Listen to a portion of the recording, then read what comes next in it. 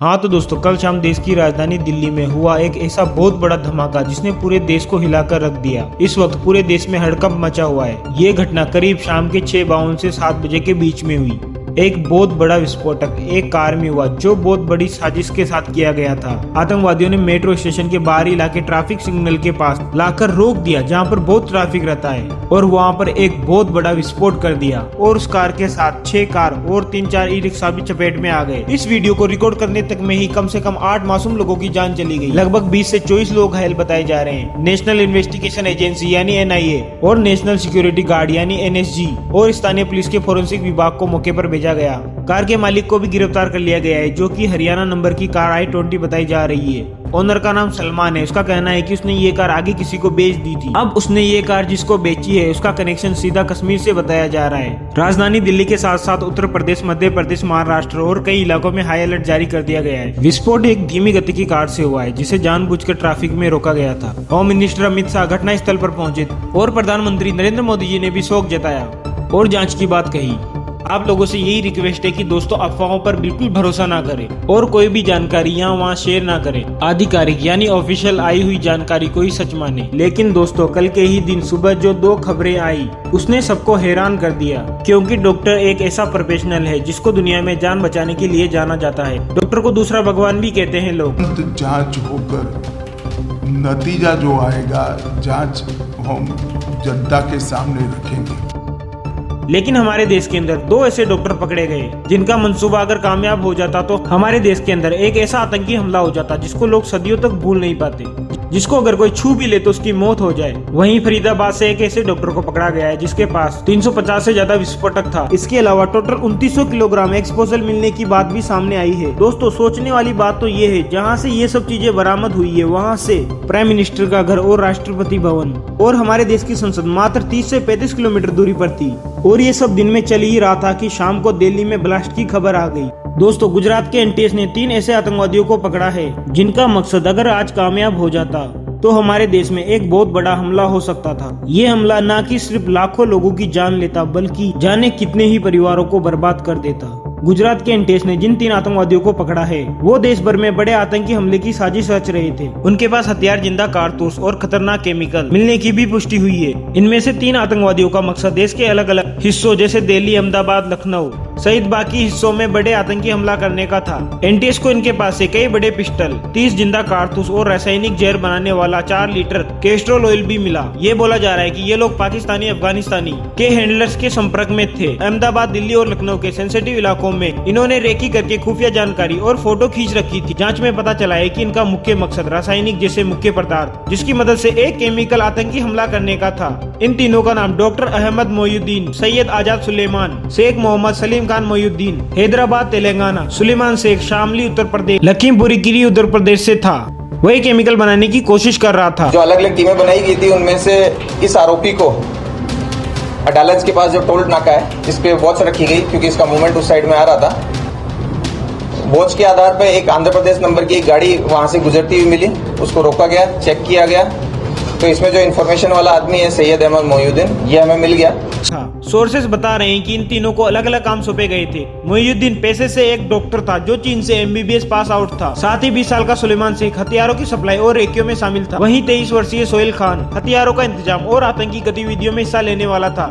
मोइनुद्दीन सैयद इस केस का prime suspect है जिसने रासायनिक जैसे खतरनाक केमिकल की जानकारी के चलते ये हमला करने की कोशिश की थी। इनमें से 2 लोग पाकिस्तान से हथियार मंगवाकर गुजरात पहुंचाते थे और महत्वपूर्ण जगहों की रेकी की जांच में पता चला है इनका मार्गदर्शन अफगानिस्तान के अब्बू खाजी नामक हैंडल के जरिए हो रहा था, जो इस्लामिस्ट राज खुर्सान परवानी यानी ISPK से जुड़ा हुआ है। अब बड़ी संख्या में हथियारों, कारतूस और केमिकल मैट्रिक्स का मिलना इस बात का संकेत है ये लोग एक बड़े हमले की बायोलॉजिक टेरर अटैक की योजना में थे। ये लोग देश के भीड़ वाले इलाकों में हमला करने के इरादे से हथियारों की सप्लाई और रेकी कर चुके थे। उनके पास से मिले केमिकल ये भी क्लियर था कि ये लोग ट्रेडिशनल और ऑर्गेनिक दोनों स्तर से आतंकी हमले की तैयारी में थे। जांच की गहराई में जाने से ये पता चला है कि पुलिस और NTS लगभग 1 साल तक इनके संदूक मॉडल पर नजर रखी। तीनों आतंकवादी लगभग हथियारों का सप्लाई नेटवर्क स्टेबल कर रहे थे जिनकी जानकारी उनके मोबाइल और मैसेजेस से मिली है। आतंकवादियों ने दिल्ली, अहमदाबाद, लखनऊ समेत पॉलिटिक्स और सेंसिटिव जगह की रेकी की थी, जिससे ये पता चला है कि ये लोग देश के सेंसिटिव इलाके इलाके और भीड़ भाड़ वाले इलाकों में हमला करने की तैयारी कर रहे थे।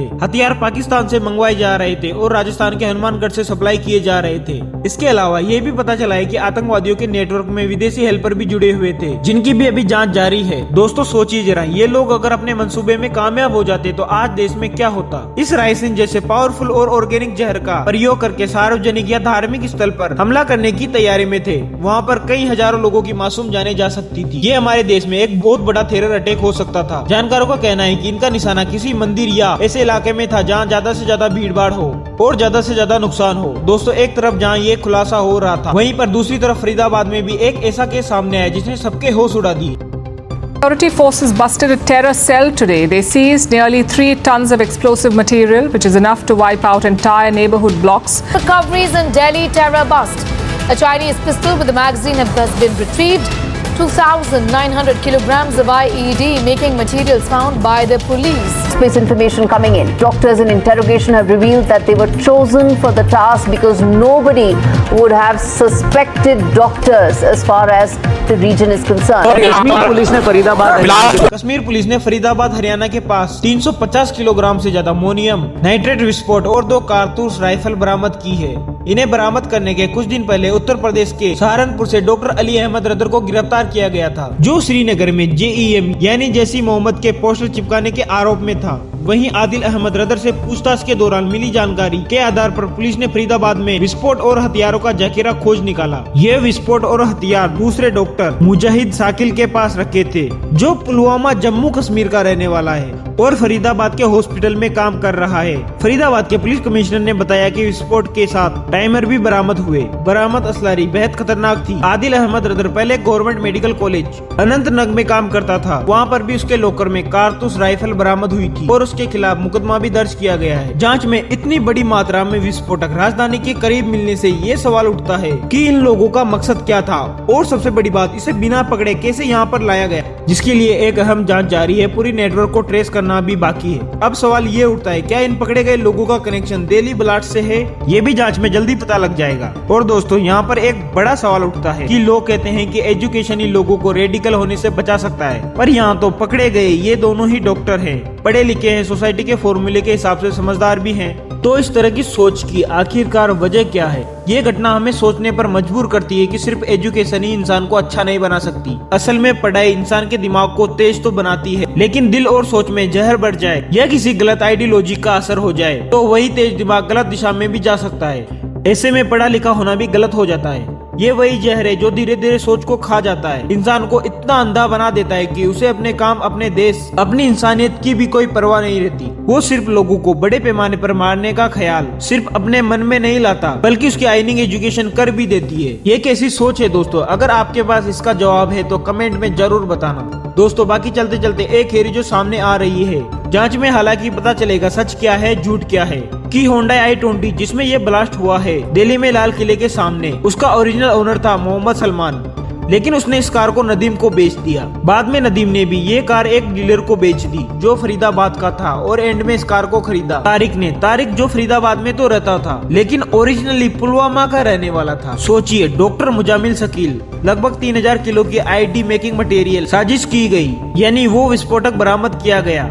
वो भी फरीदाबाद में ही रहता था और वह भी ओरिजिनली पुलवामा यानी कश्मीर का रहने वाला था। यानी आपस में सारी चीजें जुड़ती हुई दिख रही है। हालांकि जांच एजेंसी जब जांच करेगी तो सही, वह हमें जरूर बताएंगे, लेकिन लगता ये है तारिक पैनिक कर गया क्योंकि डॉक्टर मुजामिल पकड़ा गया और इसीलिए जल्दबाजी में लाल किले के सामने ये हमला किया गया। तो ये चीज है, ये डॉट से जो लोग कनेक्ट करने की कोशिश कर रहे हैं।